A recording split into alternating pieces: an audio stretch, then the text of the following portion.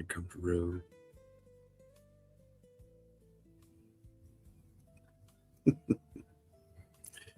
Hey, everybody.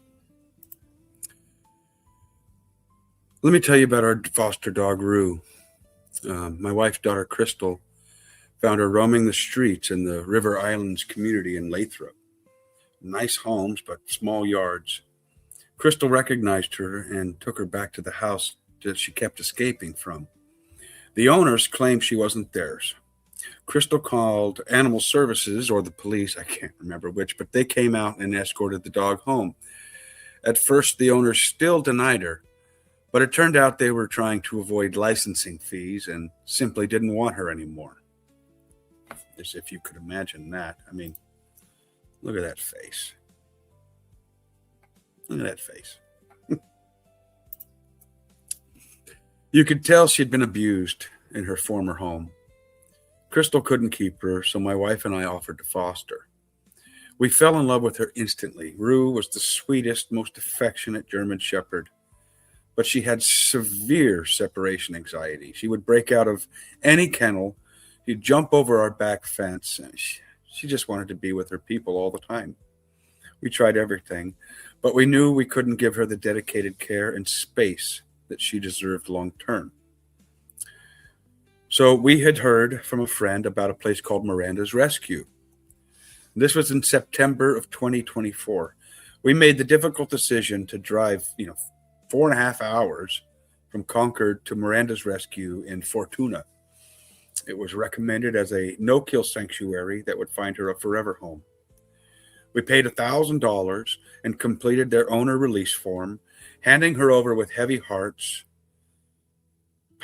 but hope.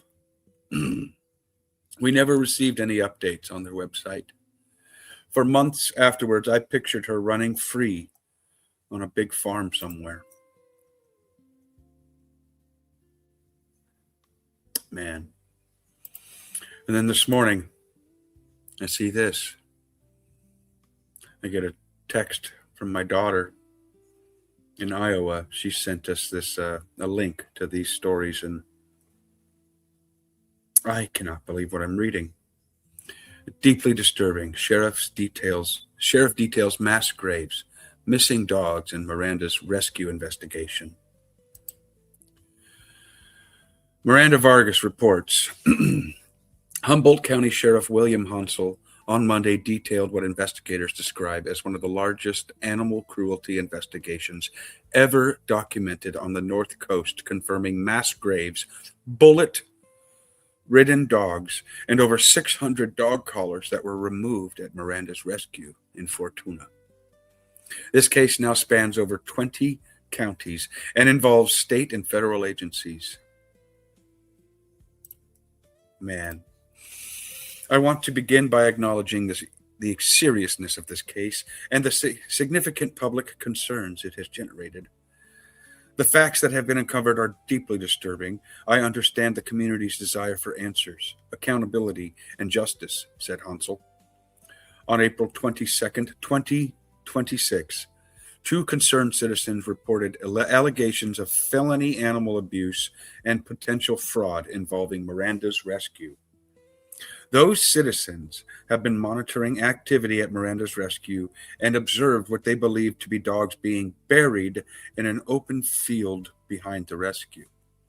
Those citizens later entered the property and recovered 8 deceased dogs from the burial site.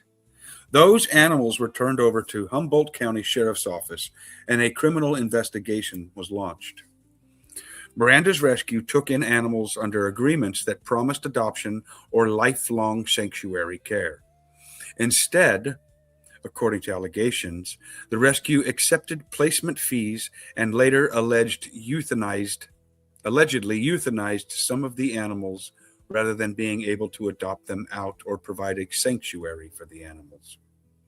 A May 1st search warrant led investigators to seize electronics, business records, financial documents, and firearms. A second warrant, executed on June 23rd, authorized the excavation of suspected burial sites across the property.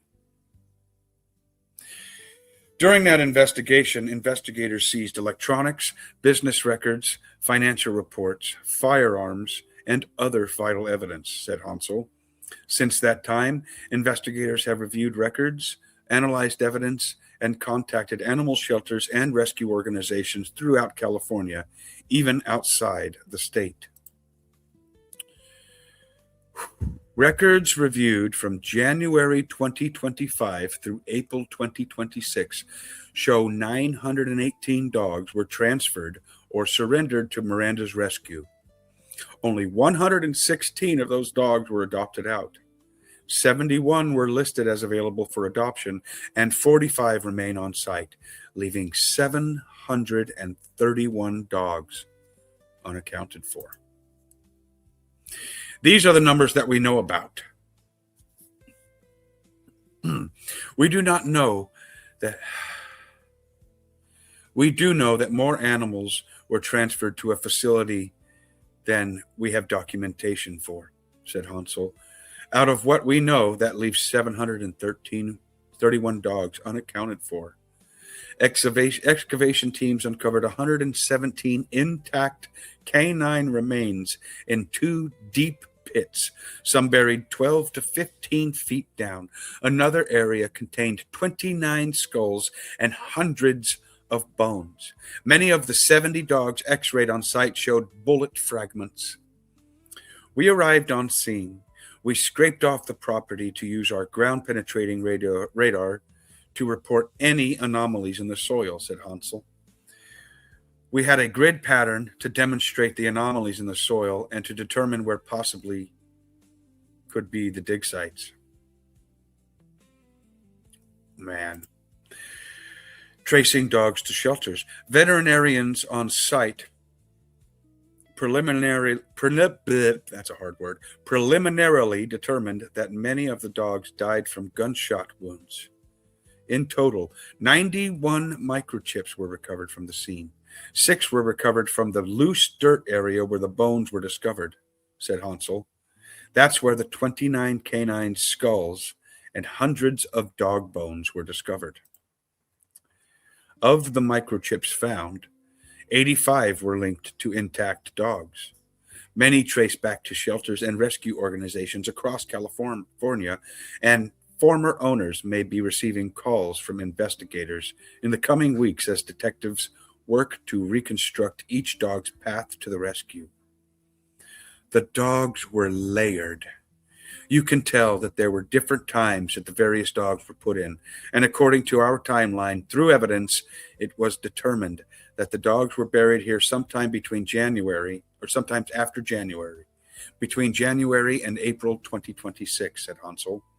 70 of the dogs were x-rayed on site, and many of the dogs showed evidence of bullet fragments. The sheriff's office is asking anyone who surrendered a dog to Miranda's rescue within the past year to provide microchip numbers, collar descriptions, transfer dates, and any adoption paperwork to help match the dogs to their origins. Many of those microchips trace back to shelters and rescue facilities throughout the state, said Hansel. We're going to try and link up the microchip data with the previous owners. People could be receiving a phone call from us. This is hard. Preliminary euthanasia site. Inside a barn, investigators found 22 caliber spent shell casings, a .22 rifle, blood spatter, and 661 dog collars, some with names and license tags still attached. The sheriff's office believes the barn served as a preliminary euthanasia site for the nonprofit animal rescue. This is also the area where we have evidence to show that the euthanasia occurred. The collars were located at that location. Despite the findings, Miranda's rescue remains open because California does not license or regulate animal rescues. Hansel called for statewide reform and pointed to a stalled bill that would have required shelters and rescues to report intake and outcome data. There's no current law or specific state permit or or license requirements to operate an animal control or an animal rescue in California, said Hansel. We want to know that the expectation was for the people sending the dogs to Miranda's rescue. We want to know what the expectation was for the people sending the dogs to Miranda's rescue.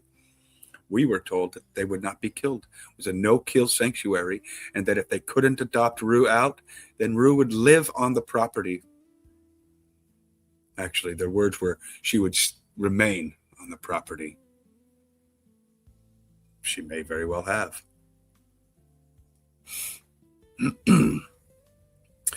That's going to be very important for us to know what the expectation was, what the contract states. Many of these larger agencies do have contracts that say some specific thing about how the animals should be cared for, and so we will be looking at that.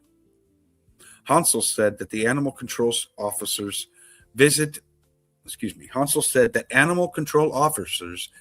the property 3 times a week, and that Shannon Miranda has cooperated with the visits and investigation. Hansel said the remaining animals, which include dogs, cats, and birds, all appear healthy and have adequate food. Rumors that the rescue had run out of food to feed the animals are false, he said. All the animals seem to be healthy at this time. They have plenty of food, said Hansel. Federal agencies, including the FBI and USDA, are reviewing potential violations of the Animal Welfare Act and the Federal Crush Act. These investigations run parallel to the state's review of possible animal cruelty, fraud, and conspiracy charges. Our federal partners are active in this case, looking to the Animal Welfare Act, the Crush Act, PACE, said Hansel. Shooting an animal in and of itself is not animal cruelty. We have to prove the defendant acted maliciously and intentionally. The Animal Welfare Act sets basic federal standards for the care of animals in research, exhibition, transport, and commercial breeding. The Crush Act was specific to creating videos of cruelty, while the 2019 Preventing Animal Cruelty and Torture Act, or PACT Act, makes the underlying acts of torture a federal crime in cases affecting interstate commerce or federal jurisdiction. The Parity in Animal Cruelty Enforcement Act, or PACE, amended the Federal Animal Welfare Act, closing legal loopholes by extending federal prohibitions on animal fighting to all U.S. territories, where it was previously legal in some jurisdictions. Hansel emphasized that shooting a dog is not illegal under California law unless done maliciously, complicating potential cruelty charges. Prosecutors must prove intent, cruelty, or fraud, and then present the findings to the Humboldt County prosecutor to see if charges will be brought forward in this investigation. We ask the public, please provide information directly to investigators and avoid spreading unverified information that could compromise the investigation. Many people have asked why Miranda's rescue has been allowed to continue operating under these allegations. This remains an active criminal investigation, said Hansel. There's no current law or specific state permit or license requirements to operate an animal rescue in California, so they're allowed to continue at this time. I do want to say that I do believe that there are several things that we need to be changed throughout the state. There needs to be legislation. AB 631 would have required shelters and rescues to report basic intake and outcome data for every animal, creating clearer accountability. California's larger crisis persists with limited spay and neuter access, overcrowded shelters, and limited regulations for rescues. Addressing it will take public education, affordable sterilization services, responsible ownership, and renewed statewide investment. Investigators are now focused on linking the large numbers of microchips they found in the burial pits, interviewing former owners, reviewing financial records, and coordinating with other agencies in in the potential animal cruelty and fraud investigation at the nonprofit Miranda's Rescue. So, there you have it. This is all alleged currently, obviously. But we still don't know what happened to Roo. I've been imagining her on a farm, running around in open space. She's she was the lovingest, she was the most loving dog. All she wanted was attention. I mean, almost a little too clingy.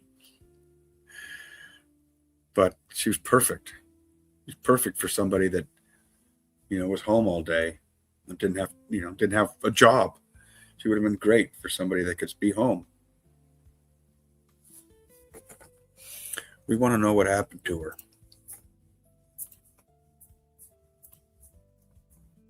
It breaks our heart.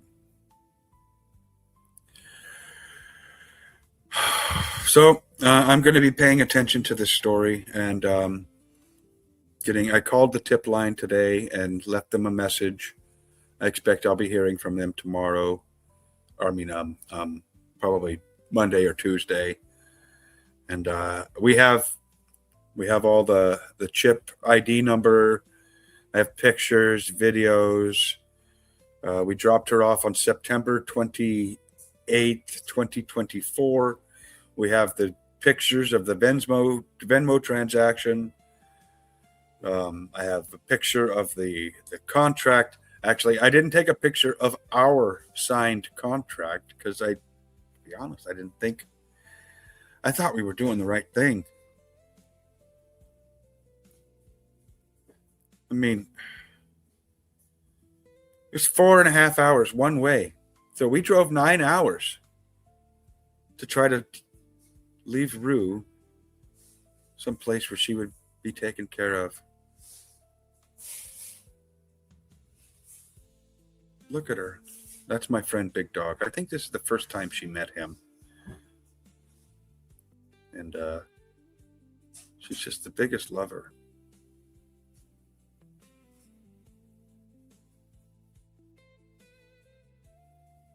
All this time, I just assumed she was living healthy and happy. Now I don't know. That's torture. Look at that face. All right, everybody. Well, I hope you guys have a happy 4th of July. I needed to make this video as soon as possible. It's been eating at me since this morning. And this story will continue to eat at me for the foreseeable future, I would imagine. So thank you guys for watching. If you wouldn't mind hitting that like button and sharing this video, I'd like to spread this as far as possible. I don't have much reach, but maybe somebody out there does, and they can help me. All right, everybody. This is Obi Woodchuck signing off. Love you all. Happy 4th of July. God bless.